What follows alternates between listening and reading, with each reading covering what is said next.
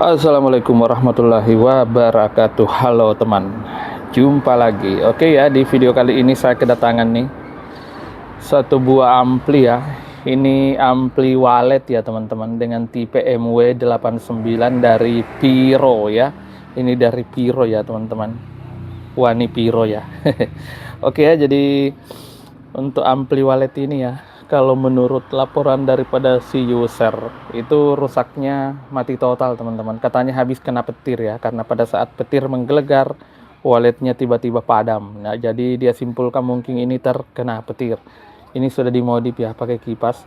Dan kalau saya tidak salah ya, ampli ini pernah saya kerja beberapa bulan yang lalu teman-teman. Ya, namun kena petir lagi ya, jadi datang lagi.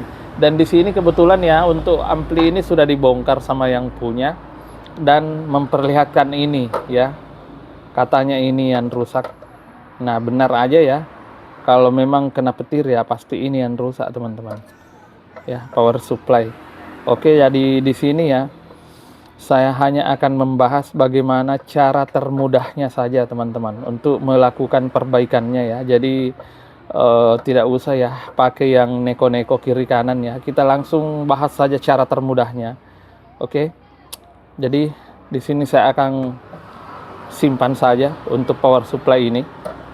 Karena ini sudah terlanjur dipakai, dibuka ya, sudah terlanjur dicabuti. Saya lihat sudah banyak spare part sudah dicabut, jadi sudahlah ya.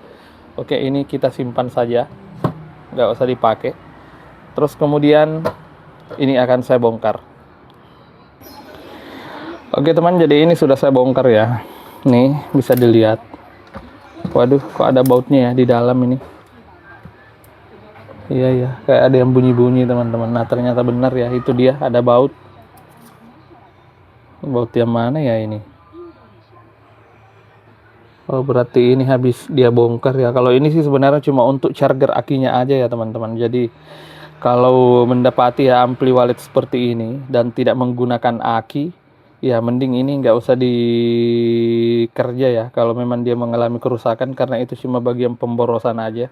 Kecuali kalau memang Anda menggunakan aki ya yang di charger, artinya sebagai bekapan tegangan apabila terjadi mati lampu, boleh ya, karena ini fungsinya hanya untuk charger. Oke ya teman-teman, jadi di sini saya lihat ya power supply sudah dicabut. Nah kebetulan ini tadi ya power supply-nya. Nah sebenarnya ya ini fungsinya di sini teman-teman. Ini adalah pensuplai tegangan untuk powernya. Yang ini adalah powernya ya. Kita lihat ada beberapa IC di sini. Itu ya, itu adalah pensuplai powernya. Dan suplainya itu cuma menggunakan 12 volt ya. Suplainya cuma menggunakan 12 volt. Kayaknya ini adalah tegangannya ya. Oke, jadi di sini ya seperti yang saya katakan tadi teman-teman. Yang kita bahas adalah cara mudahnya saja. Cara mudahnya bukan yang ribet-ribetnya. Jadi di sini saya akan menggunakan adaptor switching yang seperti ini. Ya, bisa dilihat ya. Ini outputnya 12 volt 3 ampere. Itu untuk menggantikan yang ini, teman-teman. Nah, untuk menggantikan yang ini, karena saya pikir ya apabila ini saya perbaiki, itu hanya akan memakan waktu banyak saja ya. Terus kemudian yang kedua, saya ini tinggal di pinggiran teman-teman. Spare part di daerah saya itu sangat terbatas. Jadi ya kita cuman akal-akali aja bagaimana caranya bisa terselesaikan dan hasilnya juga bagus. Jadi di sini saya hanya akan menggunakan ini, yaitu power adaptor switching ya, yang 12 volt 3 ampere. Tapi sebelum teman-teman ya melakukan penggantian adaptor switching ini, alangkah bagusnya kita harus melakukan tes modul dulu teman-teman. Jangan langsung beli adaptor ya, jangan langsung beli adaptor ya. Kalau saya memang di sini menjual ya teman-teman adaptornya, jadi memang saya ada ready banyak ya di tempat saya. Jadi untuk rekan-rekan yang memiliki kasus yang sama, alangkah bagusnya kalau melakukan pengetesan modul dulu. Nah, bagaimana caranya? Gunakan adaptor luar atau power supply, bisa seperti ini. Ini kok udah ada di 13 ya. Oke, jadi dia di 12 volt. Terus kemudian kita harus melakukan pengetesan dulu. Ini positif ya, ini merah berarti positif. Semoga tidak terbalik ya. Terus kemudian kita pasang saja ya sesuai dengan polaritasnya teman-teman, yaitu positif dan negatif ya. Coba lihat. Nah, sudah menyala teman-teman. Oke, sudah menyala ya, berarti tegangan aman ya, modul aman, modul menyala. Terus kemudian jangan langsung disimpulkan bagus dulu, harus dites pemutarnya ya, karena ini adalah yang penting ya. Ini adalah yang penting pemutarnya. Saya akan tes dulu.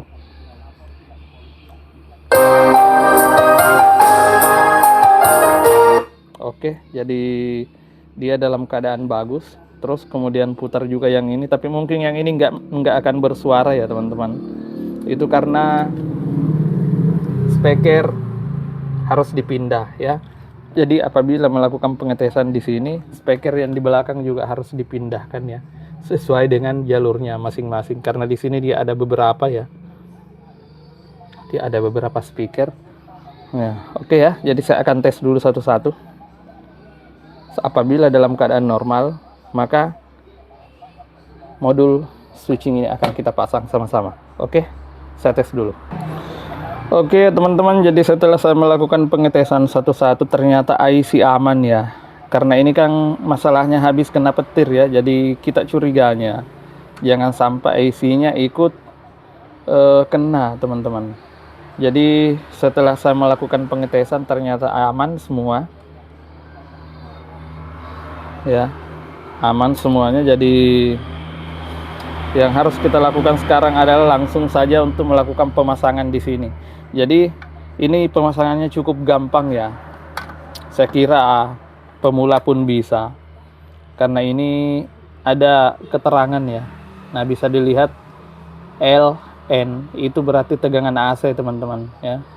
Ini tegangan AC dari PLN. Terus ini gambar ground, ini bisa kalau ada yang mau sambungkan ke ground tanah ya boleh, enggak juga nggak apa-apa ya. Terus kemudian ini ada flash minus, ada flash plus ya, ada pol minus dan ada pol plus.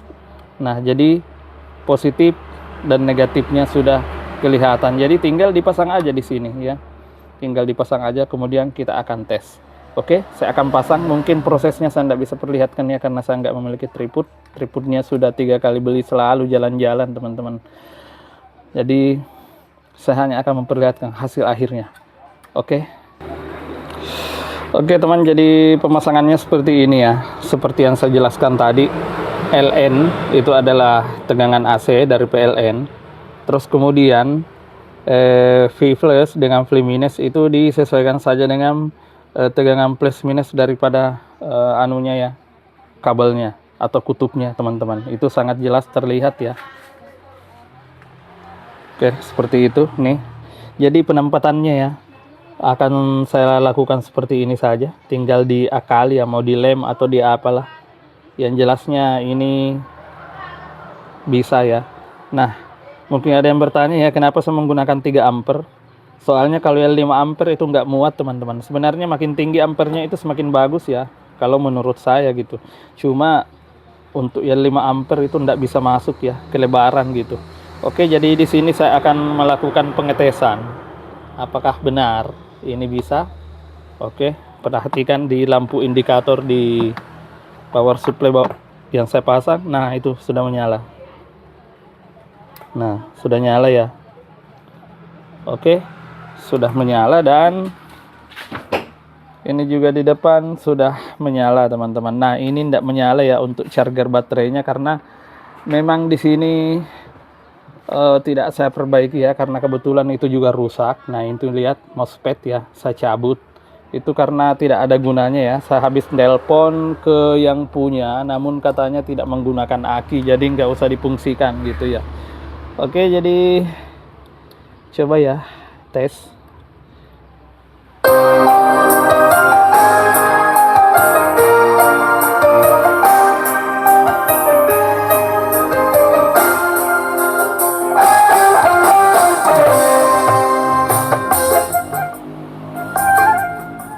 Oke teman-teman, jadi ini sudah bisa menyala dengan normal kembali. Jadi waletnya bisa dangdutan kembali teman-teman. Nah cuman seperti itu ya untuk penanganannya.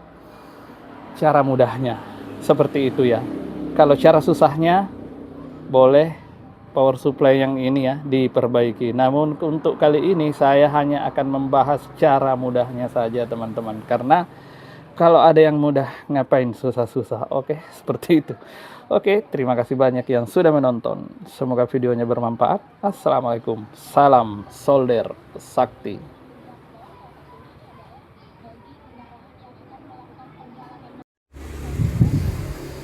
Oke teman, ini dia hasilnya ya. Oke, suaranya.